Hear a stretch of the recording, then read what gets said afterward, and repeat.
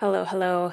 I am so thrilled to provide this episode today because I got the chance to speak with Jamie Aron, and you'll obviously hear the intro when she comes on. But I just wanted to take a moment to talk about how special this conversation really was. I stopped recording at the end and realized I should have kept what we talked about because this was actually her first podcast.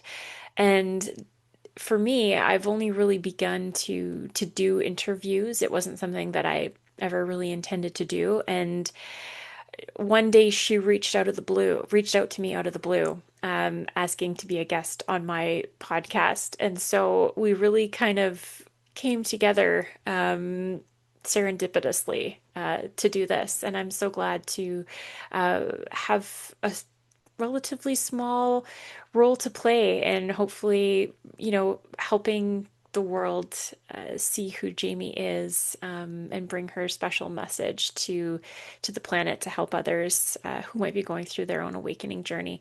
And so I really hope you enjoy this really beautiful conversation with a really special soul. So with that in mind, let's begin.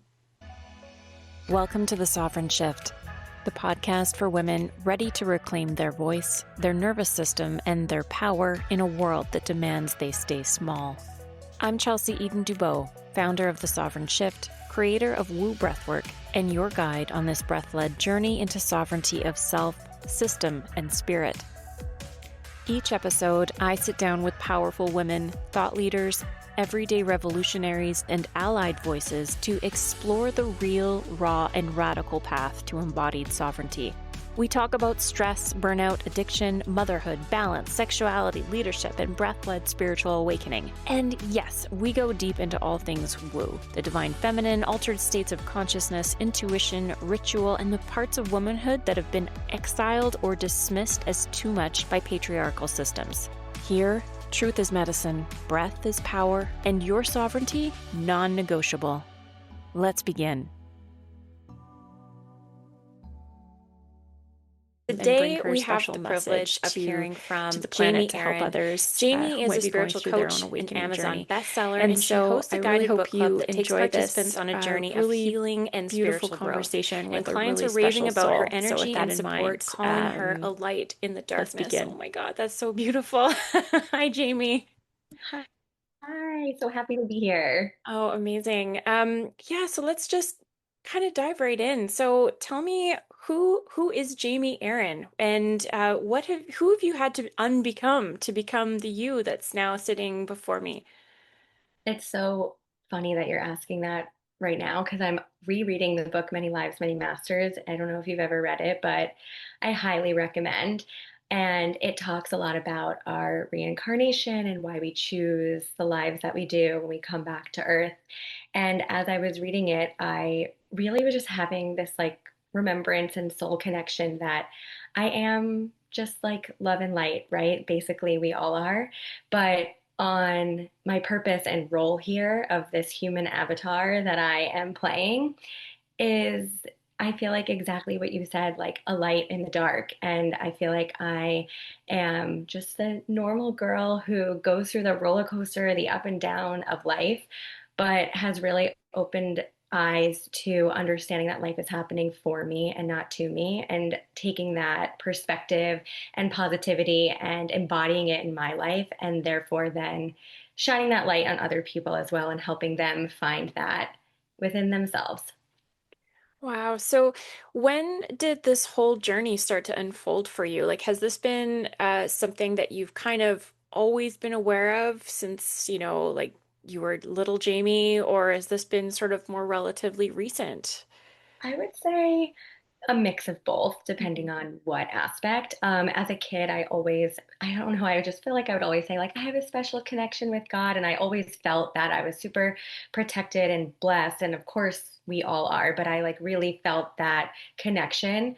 Um, and then I would say what started my like massive spiritual awakening and kind of waking up to all the conditioning that we're taught from the second that we're born was when I was engaged previously, and I decided not to get the COVID vaccine during 2021. And my ex and I just did not see eye to eye on that. And I was met face to face with a lot of projection and a lot of fear, not just from him, but also from friends who didn't agree and just society as a whole.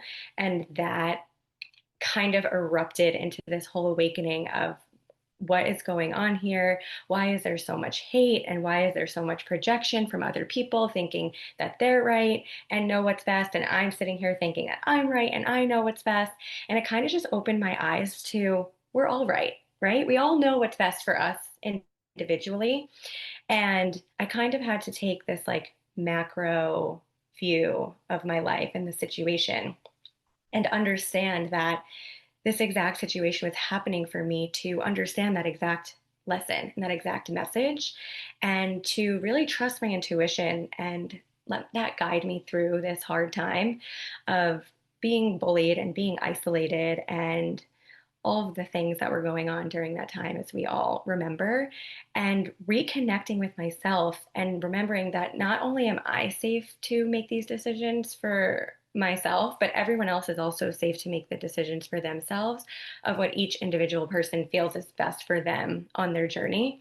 So I would say that really hard time definitely catapulted me into the awakening of this is happening for me to understand on a grander scale.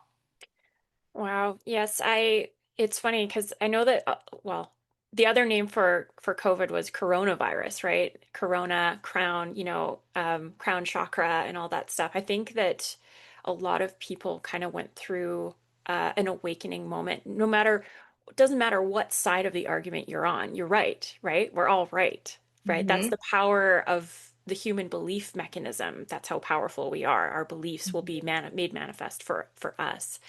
And so yeah, I think that's really interesting that that sort of triggered your own, like you were on the awakening path before, but it really triggered the unfolding of that, right? So when you were Yeah. going through this, like what else kind of exploded? Because usually awakenings come with a grand explosion, like tower card moments. So, Oh, yeah. I mean, 100%. And during this time, it's funny, but obviously, like, there's no such thing as a coincidence. My aunt had given me a book, and she was like, I don't know why, I just feel really called to give this to you right now.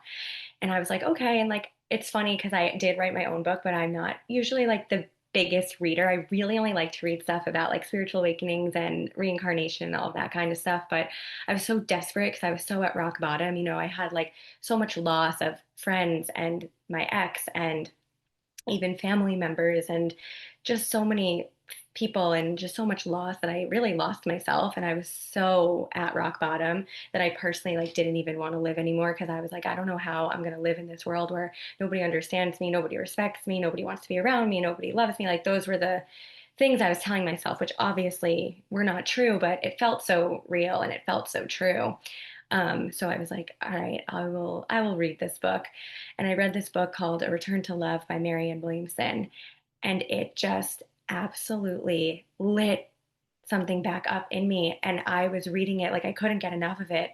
And it's based on A Course in Miracles, which is like so extremely spiritual. It's not even based on a specific religion or anything, because I personally just believe that religion's another way to divide us. Mhm. And when we look at the lessons from A Course in Miracles, which she then writes in this book, it was just so unbelievable. And I really started to love myself again and understand that if someone can't love me and meet me where I am, it's not about me, it's about that person. And then I also self reflected and was like, wow, where am I not meeting people where they are? Where do I still need to work through those walls within myself? And it was just this incredible, like 360 view of myself, of other people, of the world, of the situation.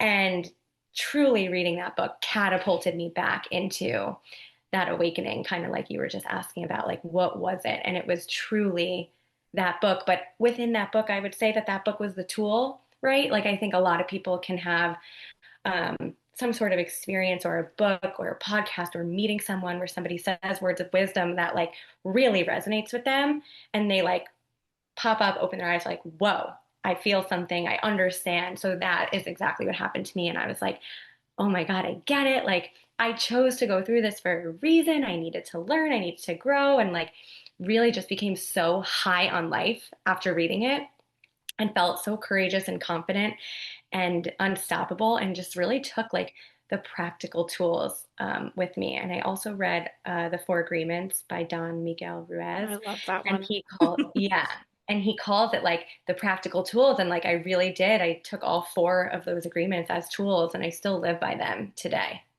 Oh, yeah, that's beautiful. For someone who claims not to be a reader, I think that you've I probably know. read your way through so many of the classics by now.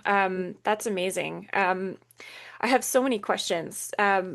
For example, when you're reading A Return to Love, have you gone through and read A Course in Miracles as well?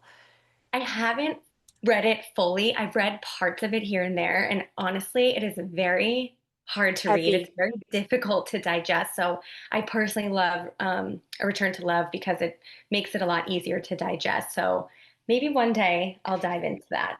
Yeah, no, it's one of those things where again, like when we're awakening and so you have that moment, right, where you are presented with a choice where you can exert your sovereignty, which you did, and that can honestly be the catapult that's like, oh, the universe is like, she's ready. We're just going to kick the door open now. Right? And so, and then you are again presented with material. It's like the hero's journey. There's like an archetypal story. It seems like for the awakening process, it's also very, very similar, right? Oh, yeah. And as a person that is diving into these books now, I'm so fascinated. So what is your all-time favorite book now? Because you have book club and I want to get into that as well. Yes, I also wanted to say this before and I forgot, so I'm just going to say it Sure. now. I don't remember exactly what you asked, but one of the other things that I really awakened to and realized was using my throat chakra and speaking my Mm. voice.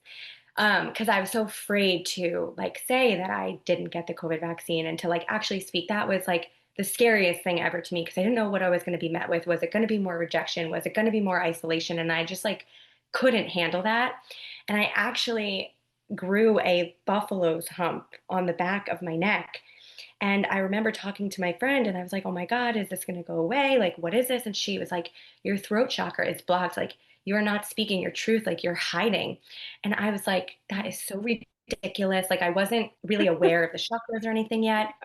And I'm like, that is so crazy. Like, what are you talking about? And then I remember talking to a doctor about it, and they were like, oh, that, like, you could try physical therapy, but like, that's not going to go away. And the second that I like had that massive awakening and I started feeling safe and comfortable to speak my truth, it completely went away. And I just thought that it was so unbelievable how it was just a major lesson directly correlated. Like you're so afraid to use your voice, but that's exactly what you need to do. And the second that, I did, it was healed.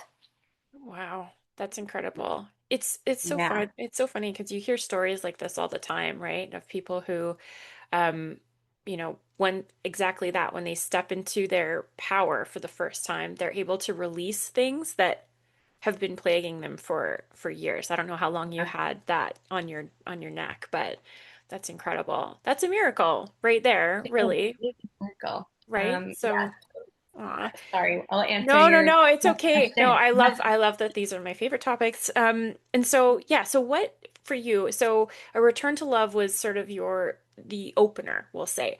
So what have you explored since that really Yeah. sticks out for you? So I would say I have two like tier A favorite books, and it would be Many Lives, Many Masters, and it would be A Return to Love. And the reason that those are the two, I would say Many Lives, Many Masters, is when I had like mini awakenings. I read it probably 20 years ago, 15, 20 years ago for the first time. And it just was like explaining so many things I had questions about. Like, when I was a little, I'd look in the mirror and be like, why am I here? Who am I? Where did I come from? And like, just to kind of try to figure that out. And we all have that question, right? Like, where did we come from? What is life? Why are we here? And I feel like that book really gave me a lot of amazing information to understand that my soul chose to have this human experience because I needed to learn, I needed to grow, and all of that. And then A Return to Love, I feel like that kind of marries being a human with a soul, right? Like it teaches you how to have a human experience Mm, with a spiritual lens, because at the end of the day, we are humans, or we're souls having human experiences, and we're humans having soul experiences. It's one and the same.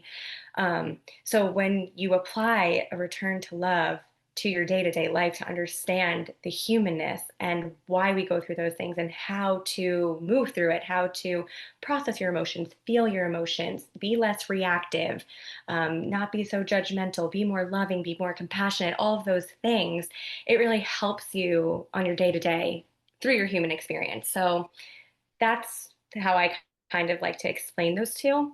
And then my book club started because I read A Return to Love and it saved my life, changed my life, all the things to my life. I was so obsessed with the wisdom and I wanted everyone to have this magic that I did. I was like, you don't understand, you have to read it, it's going to change your life. Obviously, I know now that everyone is where they are in their journey for a reason. And just because I tell someone to read it isn't going to do the same thing for them as it did for me necessarily. But I just was so passionate about it and I kept bugging my friends and I was like, please read it, please read it. And they were like, okay, I will. And I'm like such a Capricorn and control freak that I'm like, fine, I'm going to make sure you read it. I was like, I'm going to host a book club. Like, will you come? And my friend said, yes. I had like 10 friends sign up for this book club that I really was just doing for fun. And we did one chapter a week. And, I encouraged them to highlight. I provided them with interactive questions to really get them to think and dig deep on things that someone might not really be helping them dig deep on. And after the book club, they were like, that was unbelievable. Like that, like I understand now why you're saying that. And I truly feel changed after doing the book club. And they were like, you really need to like do this. I'm like, what do you mean? They're like, you should offer this and, make this what you do. And I was like, okay. So now I've done 8 different book clubs. I have had so many alumni book clubbers beg me to do a new book because they just love starting their weeks with the book club and being held accountable to show up and do this spiritual work. So I've offered 3 different books in my book club. I would say my bread and butter is always A Return to Love, and I will always, always offer that one. And then I'll add some new ones in here and there. that's amazing. Um, I'm going to just do a minor break because my husband just got home and I have a feeling the dogs are going to do their thing. Okay. Yeah. Do you mind No if we worries. just do it? If I mind if I just Oh, step out not for at 2 seconds? Okay. Not at all. Thanks, Jamie. You're the Of best. course. Sorry. Okay, guys, come here. Out, out. Come on, guys. Outside. Out, outside. Outside.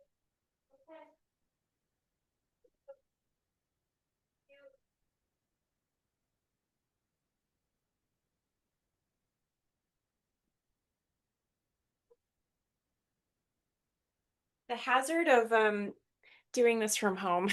So thank you for your patience. Of I will course. No worries. don't worry, I will edit that. Maybe. No worries. Okay. Yeah, that's actually quite amazing.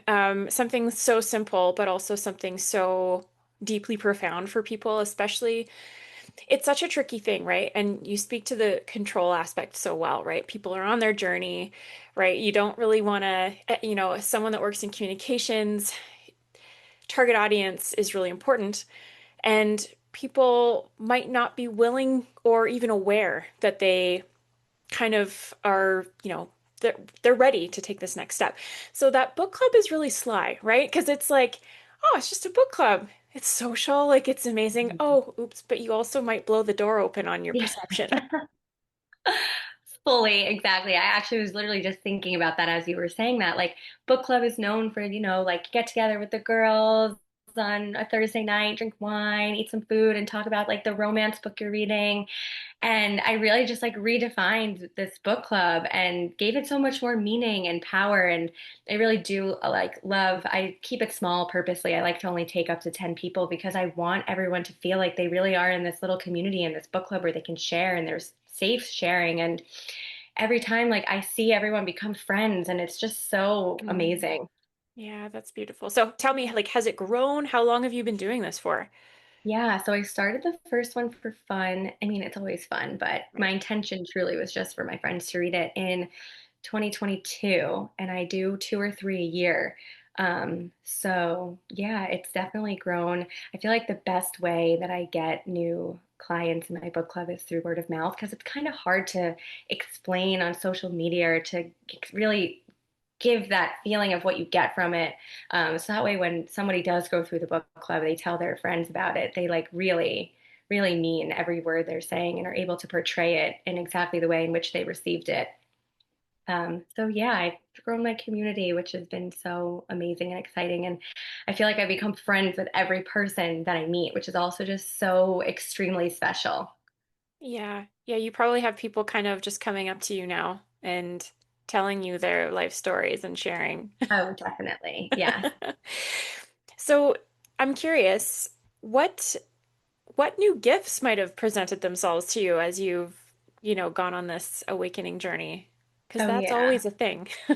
It's a thing for sure. So, it's interesting when I moved, I now live in Florida and I had moved there after my breakup with my ex-fiance and just like needing to start over. A friend of mine had sent me an oracle card deck and just like as a little housewarming gift and like this new journey. And I was like, oh, this is like cool. I don't really know what this is, but I'm just going to play around with it. And the second I started shuffling the cards in my hand and asking questions and watching the cards that flew out, like I felt this immediate like pull to something bigger, something stronger than me. And it was like I was getting these messages telepathically. And I was so curious to learn more about this. I like kind of knew, but I didn't know enough to really give verbiage to it, what I was feeling. I remember I took a class in Florida, and it was led by a psychic medium. And he handed us all a sheet in the beginning of the class. And he was like, okay, cross off everything that you experience. And it was talking about all the different clairs. So it was talking about clair audio, clairvoyant, all the different ones. And I learned that mine was claircognizant, which is a clear knowing. And I like to call it download. So I won't necessarily see things or hear things. I just like get information in my head and I call it a download. And it's very bizarre and hard to explain. But the second I took that class, I was like, wow, this is what's happening to me. I totally understand. I resonate with this. And it was beautiful because I was able to take that with me and continue exploring and make meaning of it. And then I would just do card readings here and there for myself and for my roommate at the time and for friends. And I've just become so passionate about the cards and I've learned so much and I've worked on opening my third eye more and strengthening my claircognizance gifts that I now am an oracle card reader as well. And I absolutely love giving oracle card readings. They're so magical and so beautiful and so amazing. Um, so yeah, I feel like each year my gifts get stronger. I've had experiences of past souls coming to me and giving me messages for loved ones that they've still have here. And I wouldn't go as far to say that I am a medium, but I definitely experienced some medium tendencies. And I'm just really open to seeing where it goes because I do know that a lot of mediums don't really step into their gifts until later in their life. So I'm very open to seeing where the wind blows with this. I think just that having the awareness and the openness is invitation enough, right? Because Mhm. yeah, that seems to be kind of the prerequisite, right? Because if you're closed to it or you're afraid, right? Because for some people, where they're entering into their awakening stage, it can be quite scary. Like, were there ever moments where you were kind of afraid or like, what the hell's going on? Oh, yeah. In the beginning of this year, I kept getting woken up to like scary messages. And I don't know who, I still to this day, like, I don't know who they were from or what they were for, but it would be like health conditions. And I would wake up like in a panic. And I ended up calling my medium, who I see every year. And I was like panicking to her. And she was like, it's okay. It's like it's gonna be okay. You're not crazy. You're not making this up. Like this is very normal when people are open, like you were saying. And she invited me to sign up for a course that she was teaching about mediumship. It was kind of like beginner mediumship. And I took the course and I really learned a lot of things how to open my third eye more, how to set boundaries with the other side, with those spirit entities. But the biggest takeaway I got from that class was don't gaslight yourself. Like, don't tell yourself that what you're hearing is not there and it's wrong. And really encouraged me to listen to just not only my intuition more, but like these telepathic downloads that I do get and trust them. And ever since I took that course and I learned that from her, I'm a lot more confident in my readings. And I always say to my clients, like, I'm just going to tell you what comes through. I'm not going to know what it means, but you're going to know. And if it resonates with you, like, that's great.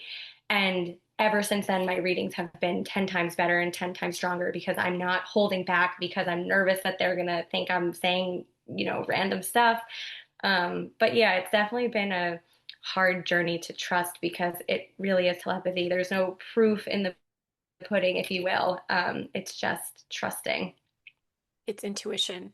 Yeah, feeling into that. Yeah, the great mystery. So Hmm. what's been the most for you like validating experience that you've had so far, whether it's been validation of your gifts, validation of, the claircognizant downloads that you've been getting?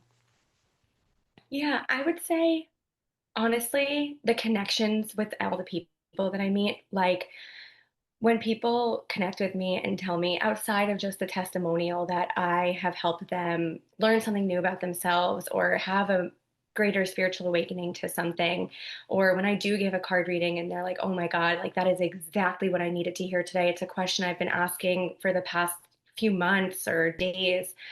I just feel so proud in a way of like I am truly doing God's work. Like I'm truly being this channel for not only myself, but for other people to understand their own power. And I would say that is the most validating thing is to like through trusting my own power to then like re-give that to the people that connect with me and understand how powerful they are and that they really can navigate themselves and they don't need anything outside of them is just so rewarding. Um, so you're still fairly, I would say, I don't want to call you a spiritual newbie because that's not accurate. Because Yeah. but in terms of the amount of time, because human beings are obsessed with time. We're obsessed, right? Like it doesn't matter who you are, how long you've been doing this. Once the gateway is open, it's open. Like it doesn't Mhm. mean that like we don't have to build experience necessarily in the traditional like linear fashion, right? Right. It's just ever deepening layers of more profound knowledge, which then you pair with experience here. So now you're doing the work with clients and your book club participants. So what has that taught you? Has that opened up a new perspective as well as you deepen your own awakening? Yeah, and so it's interesting because I feel like I always, like I said, I read Many Lives, Many Masters many, many years ago, and it just so spoke to me. And just like I acted like with A Return to Love, I was obsessed with it. I wanted people to read it. I was always telling people about it, but I felt like I was always the one, like the woo-woo one, like being like, oh, we've lived before, and did you know this, and did you know that, and just sharing information here and there. And I knew that I always wanted to teach that knowledge and in some sort of way or capacity. And I didn't really know what that looked like. But it was just something I've always been so passionate about and I am obsessed with learning about. And I remember when I first started going through this awakening and I was writing my book, I was like, I really want to teach like a spirituality 101 course where it's like very beginner, very entry level for the people who are very curious, but a little reserved, a little freaked out. They're not really sure where to go because that's also like where I started, right? And I did name a chapter in my book, Souls 101, which was kind of just like planting the seeds for what I actually just launched this week, which is a new program that I'm so, so, so, so excited and passionate about. And it's called Spirituality 101, A Journey into the Soul.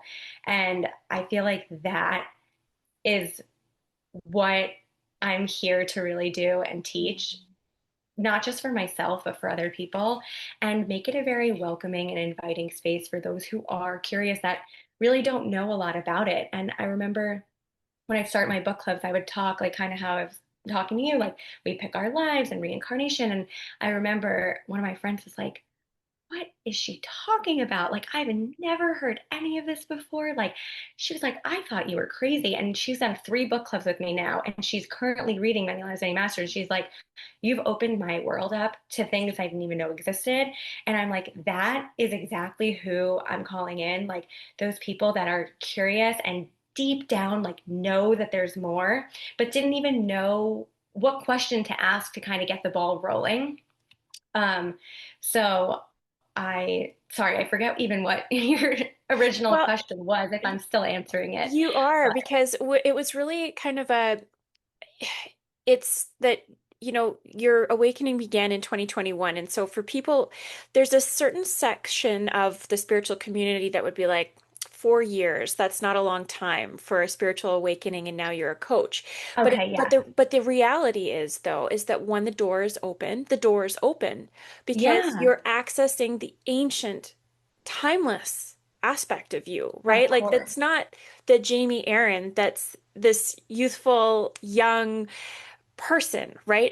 You're actually you're so much more than the Yeah, package, right? And that's what we tend to forget. And so that when we're talking to other human beings that have no idea about any of this stuff, you're like, your mind's exploding, because you're like, you have no idea who you really are. Like, you have yeah. no idea who you truly are. And that's so Mhm. exciting, because now it's like telling someone about Game of Thrones and they haven't seen it. And you're like, I wish I could see that for the first time. I wish I could read Totally. A Course in Miracles again for the first time. Do you know what I mean? Like, same with A Return to Love. And, imagine going back in time to the moment where your eyes opened and the veil disappeared. Hmm. Yeah. Well, and it's so interesting because exactly what you said, like we know deep down, right? Like we know in our soul, in our true essence of being, we know the truth. We know who we are. We know that we've lived before. We know all of this amazing wisdom.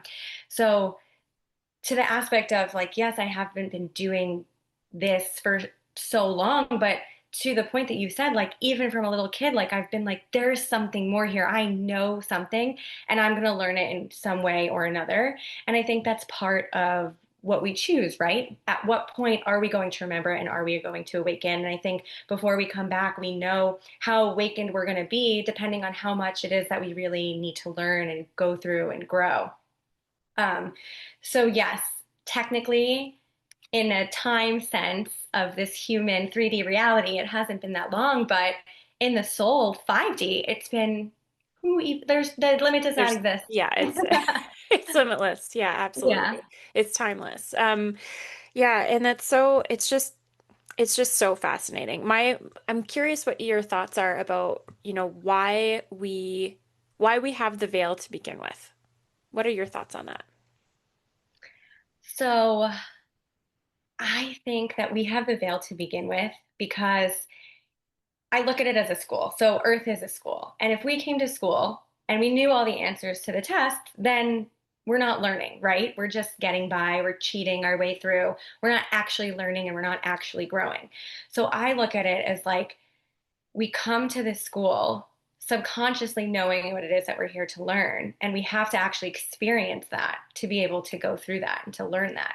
So if we don't have the veil or the amnesia, as I like to call it, then there's no point of actually coming back here because the entire point is to move through the unknown with the unwavering faith.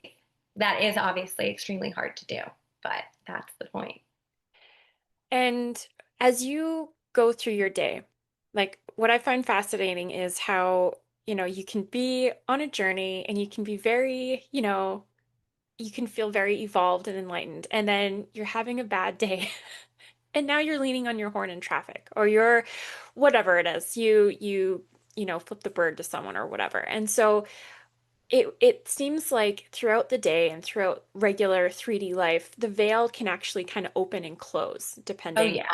on so what are your thoughts on that? Like, how do you live in a way so that we can keep the veil open? So like Ram Dass often talked about how he kept taking LSD, right? So that he could stay high, right? To stay in that place.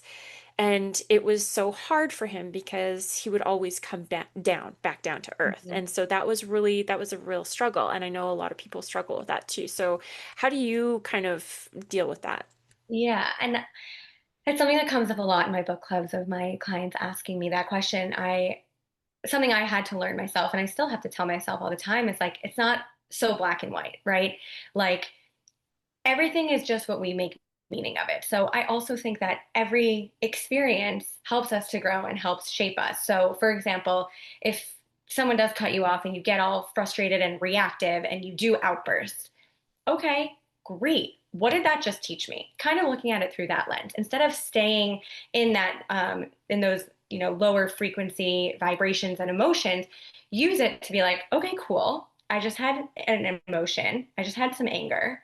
That's really great. What is it showing me? Where am I unaligned? Where am I needing to give myself more love in this situation? And I actually was just reading A Return to Love for book club, and she explains in one of the paragraphs about anger and how in our humanness, we're so quick to label it as something bad and something wrong, when it really is just another emotion. It's no different than feeling sad. It's no different than feeling excited. It's just an emotion that needs to move through you. So I always just like, for me personally, like to look at it as a teacher when it does happen and understand that wherever I still am resisting or projecting, is where I need to go a little bit deeper to learn to heal. Because there also are so many other aspects of my life that used to trigger me that no longer do. So I kind of just use that as my evidence of like, cool, this is still triggering. Why? Let's move through that and get to the place where it's not going to be as triggering anymore. Hmm. Um, but I also think it's interesting that you shared that Ram Dass was always doing LSD to say hi.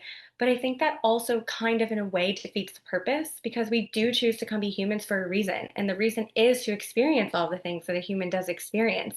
And not that it's wrong or bad to do that.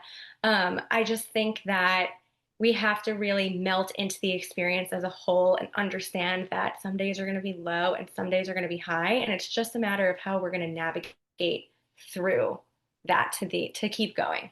Yeah, absolutely. No, he was later on kind of schooled by a light being named Emmanuel that was a channeled being that basically said, Ram Dass, you're here at a school. Why don't you, try taking the curriculum? It's Right. actually a really, really cool story. Yeah, no, I think that's wonderful. And human beings, we're so good at being in school though, right? Because we forget so quickly. And Mhm. when we talk about those emotions like anger, they're so related with other ones too, like shame, right? And so when we often feel anger, especially if you're on this path, right? You're like, I still have so far to go. Like now you're feeling ashamed of yourself, and then it just becomes this spiral too. And so, um, Dr. Joe kind of Dispenza talks about this a lot as well, which is the linkages between a lot of the more negative or lower frequency emotions that we have. Mhm. And as someone that teaches like breath work and nervous system regulation, that's how I stop the spiral, right? It's taking a breath. So I'm curious to know what you do to self-regulate and Oh kind of yeah. return to your place of calm. I I realize that like emotions are emotion, they're meant to move. So a lot of the times I will just move my body. I will go on a walk, even if it's just around the block, just to like get that energy moving. And I always turn to my journal, which is so funny for me to say because I was so against journaling for so long because I think I subconsciously knew that it was going to make me be confronted with all of my shame and all of my anger and all of my guilt and the list is endless as human and all the emotions we experience. But the second, I actually started journaling back in 2021 when I was going through all that. And my first few journal pages are literally just anger on a page. Like, I am so angry. I'm so frustrated. Like, I just unloaded. And I really didn't understand that that's exactly what I needed to do. I was so resistant to just feeling the feelings and to actually letting them move through. As I feel like I was just always taught to like, oh, just suck it up, like move through it, like it's not a big deal and suppress it all. So when I started raging on a page, I felt so free. And then eventually my journal started to change into like my gratitude and my love. But there's definitely some days still that there's rage on a page. So I think that is what really works for me is when I'm feeling that pent up energy and I'm frustrated and I don't really know what to do or where to go, I turn to my journal because it calms me down and it brings me back to truth. And I'm curious what, with the clients that you work with and the book club participants that you host, what would you say is the greatest challenge that you see people new on this journey facing? Ooh, everyone is so different. I feel like, and it's interesting too because I've had a lot of people repeat the book club. Like they're like, I want to do it again. And each time they do it, they're in a different phase of their life. And I also have experienced this too, where each time I've read the book and I'm highlighting, I highlight different things depending on what I'm going through in that exact present moment. So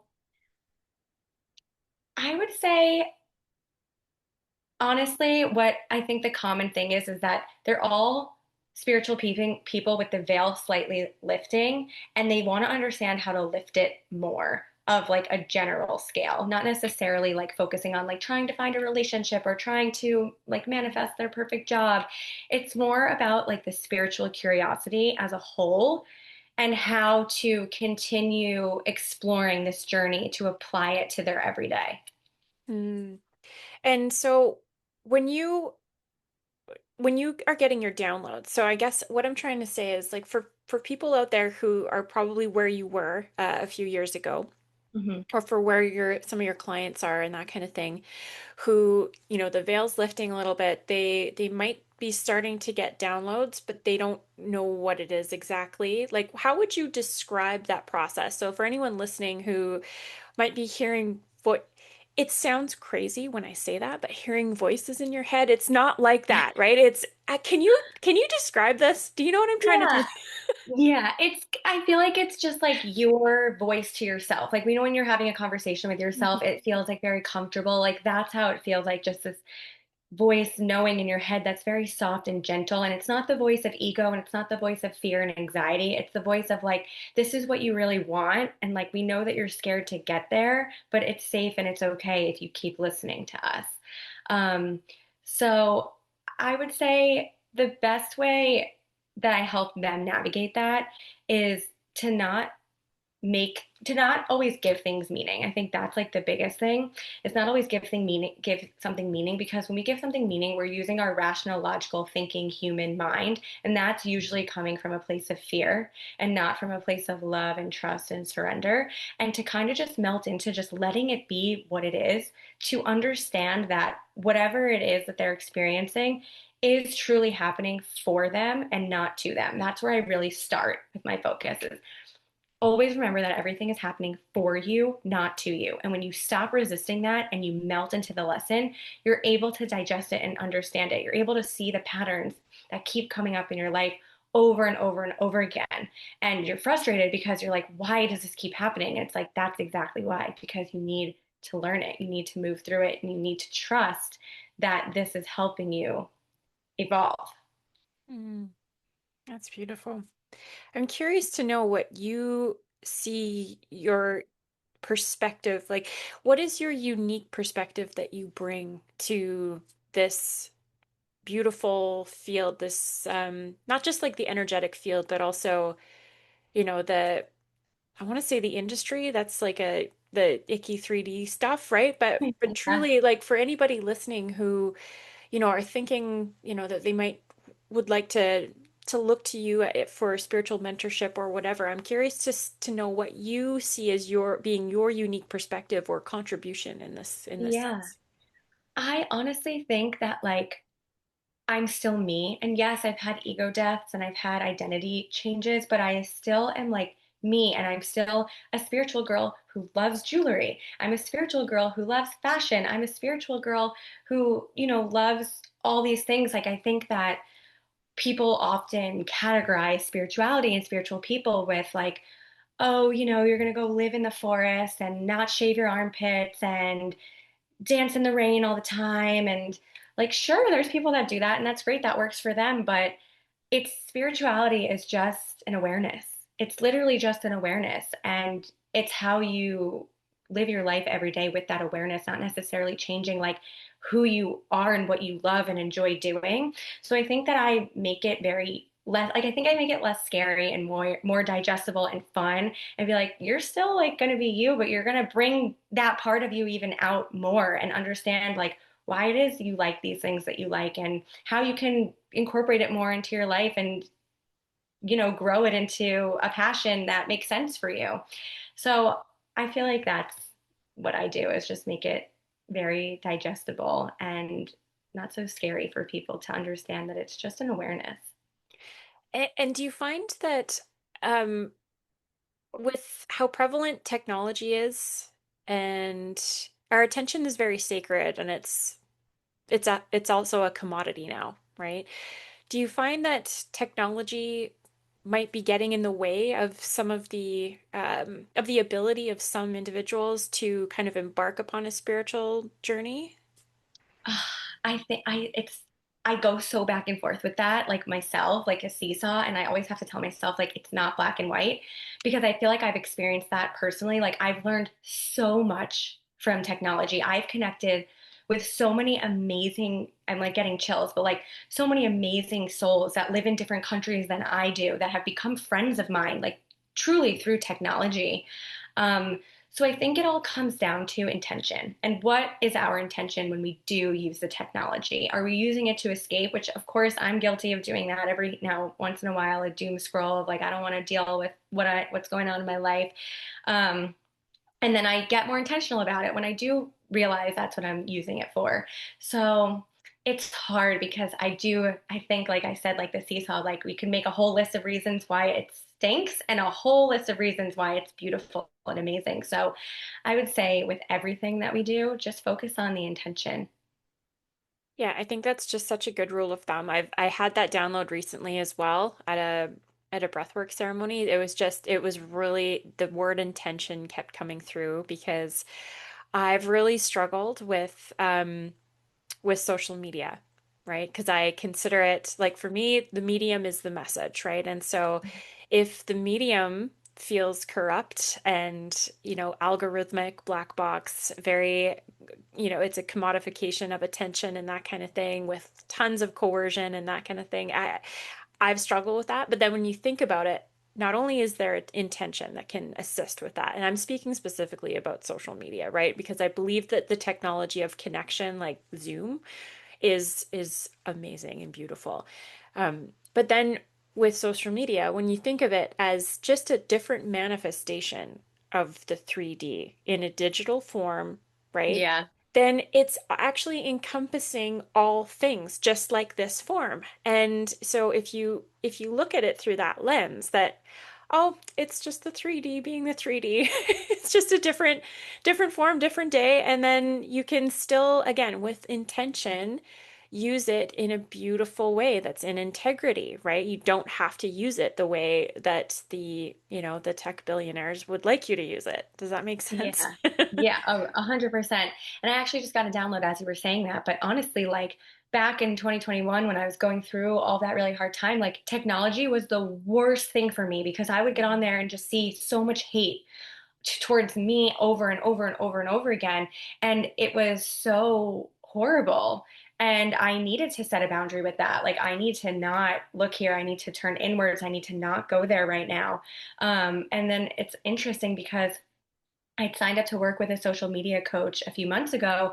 And one of the first things she said to me, she was like, you need to change your attitude about social media because if you're sitting here saying that you hate it, it's not going to serve you. It's going to hear that, and that's the energy that it's going to give you. But if you're changing and you're being intentional, like I want to call in my clients and my people that I can help and connect with, like that's what you're going to get. So it's pretty amazing how it's done, 180 for me of like it used to be a really unsafe, triggering space for me and now it's a really beautiful, connective space. But again, I think that has to do with my energy and how I'm showing up to use it. 100%. And it's just, again, if you, as above, so below, if you relate that that truth to the world itself. Like that's how the world can turn from a place that's scary and dark, right? Because there is that. But how are we seeing it in that moment? How are you showing up, right? Because you can Right. still show up into darkness with that light that you spoke of, like now that we've gone full circle now. Mhm. And so yeah, no, that's really beautiful. I'm curious, can you tell me more about your book? Because I feel like we've touched on it, Yeah, but we haven't really done a bit of a dive into it. I So why know. don't you And tell me about your book? I honestly feel like it's still like a trauma of mine. Like I'm working through talking about my book, but this is good. My book is called I Chose Not to, and it really represents so many things, right? Like obviously I chose not to get the COVID vaccine, but I also chose not to let my light go away. And I chose not to let other people tell me who I am. And I chose not to completely fade into the darkness and let that become my only reality. So it's very short, which I personally love because I really do not love, like, I really don't love reading, which I know is so hilarious, but it's like an 80-page read. It's very short and digestible. And it's just like my own personal story. There's very much real, raw, and emotion to paint the picture of what it was that I went through and what it felt like to be me during that time, and takes you through the awakening of me reading A Return to Love and that awakening and all those amazing lessons that I started to learn. And of course, I have to give a little like spiritual reincarnation lesson and explain that I actually woke up to understanding that I chose this journey for a reason. I chose this relationship and I chose this exact scenario because I wouldn't be who I am and where I am today if I didn't. And really understanding that it was all happening for me and not to me. And then I kind of closed the book out with just like little tips and tricks to help you move through the humanness, like kind of like I talked before, like, okay, great, now we have this awareness, but it doesn't mean that life's not hard still. How do we move through that? And I actually end it with giving about 15 journal prompts and affirmations for the readers to take with them and use in their day to day. Oh, that's beautiful. And how has that been received? It's been really good. There's a lot of people who were like me during that time who also chose not to get it that were like, I wish I knew you because I felt so alone and isolated also. And they feel really seen when they read my book, which, like, honestly is the whole intention of me writing it. Of like, I just want those souls who experienced what I did to know it's going to be okay and you're still amazing and you're still loved. And I think it's also really cool because the people who didn't agree with my decision also read it and was like, wow, like I never really thought about it from that perspective. Like, thank you for sharing that. And I learned so much of all the other amazing wisdom that you shared in this book. So yeah, it's been good. Oh, And that's it's actually amazing. crazy because people always are like, how'd you write it? How'd you write it? Like, it was channeled writing. Like, I'm not joking when I tell you that, like, my spirit guides woke me up at 5 a.m. and they were like, go. And I would just get my computer and I would just type and I'd be like, where is this coming from? And like, I am so not a morning person. I sleep till like 10, 11. So for me to be up at 5 and like working, like writing something, it was an outer body experience. It was like they were moving through me, like, you need to share your story. People need this. You need to help people. You need to release it, get it out of you. Like, so channeled. Ugh, well, first of all, thank you for sharing. But on a second note, I have been there myself because early in my journey, there was a channeled book that came out as well. And it's the same thing. You're just like, what is going on? And Yeah. then I was able to kind of cultivate more like I consider myself to be like an intuitive channel, which that was just like the beginning point. But like I can empathize, my friend. Like I know Yeah. I know what that's like. It's wild. You're just like, Yeah, what's happening? Am I I know. crazy? Like, do I need help right now? Like someone someone No, tell me what's going fully. on. It's And so hard to explain. So I'm so glad that you get it. oh yeah, like now we have Chat GPT. We can be like, "Hey Chat GPT, am I crazy?" And I mean, yes, Chat GPT will likely have confirmation bias, be like, "No, you're not crazy. This is totally normal." Yeah. But then it feels good because to your point, you feel seen, right? Oh, yeah. So, Totally. oh And my it's gosh. funny because people have asked me, they're like, oh, did you write your book through ChatGPT? I'm like, no, no, no, I wrote it through angels. Like, I wrote it through spirit guides, actually. And they're like, okay. I'm like, no, but for real. Did you write your book through Chat GPT? Yeah, no. No. No, Oh did my not. gosh. Okay, I have a really weird request right now. Yeah. You're a card reader, right? Yeah. Are they close to you? I can grab them really quickly. Yeah. I can Would you pull one. mind doing a card reading Yeah. for No, for the listeners that were calling into this episode? would love to pull a card for the collective listeners. I always like to do a little prayer. Please use me as a channel and portal to deliver messages from the highest light of love only of what you would have the collective listeners know today. Okay.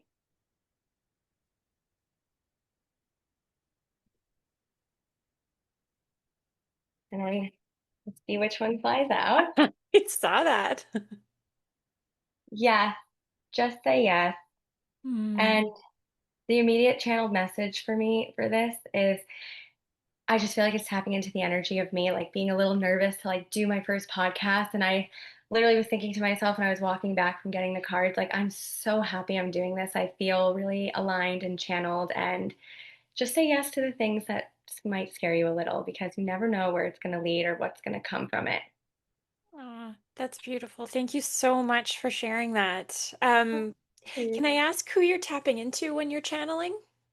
Yeah, so when I give my oracle card readings, I really request their spirit guides to come through. So I'll say like they a lot in the reading, like your spirit team, because I believe that we all have three spirit guides with us, and they kind of change roles depending on what phase of life we're in. Um, but yeah, I feel like it's just kind of like a collective spirit guide, angels watching over of whoever needs to hear it. I personally believe that their spirit guides are like coming in to help me get the message out for them. I love it. I love it so much. Okay. Now, before I ask how people can obviously get in touch with you and join Spirituality 101 and get your book and all the amazing things that you've done, um, Yeah. is there anything else you'd like to share today that maybe that I left out or I forgot about or didn't touch on or that you really feel like this burning desire to like get off your chest, like whatever it is, the floor is yours. I don't think so. I think honestly, you asked such amazing questions and we've covered everything.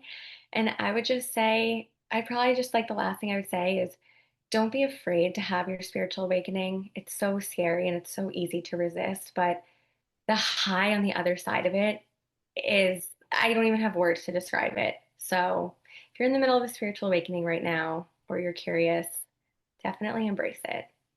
Hmm. I love that. Okay, now give us how. So, someone's listening, they're like, okay, I've got to jump into Spirituality 101, or I want to get her book, or I need to join book club, you know? How can people get in touch with you? All of the things. So you can follow me on Instagram or TikTok. It's at Jamie Aron with an underscore.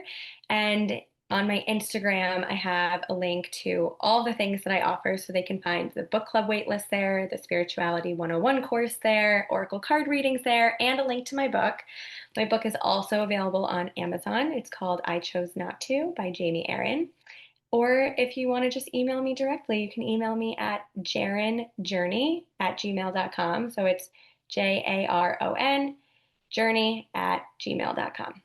Oh, amazing. I'll make sure that all of that goes into the show notes so that anyone Yeah, who's listening that really wants to get into your bubble, share your energy, they're able to. love that. Jamie, thank you so much. This has been a real privilege and pleasure. I can't wait to see what you do and where you go and how you show up and change the world. So, thank you so much. Thank you so much. Thank you.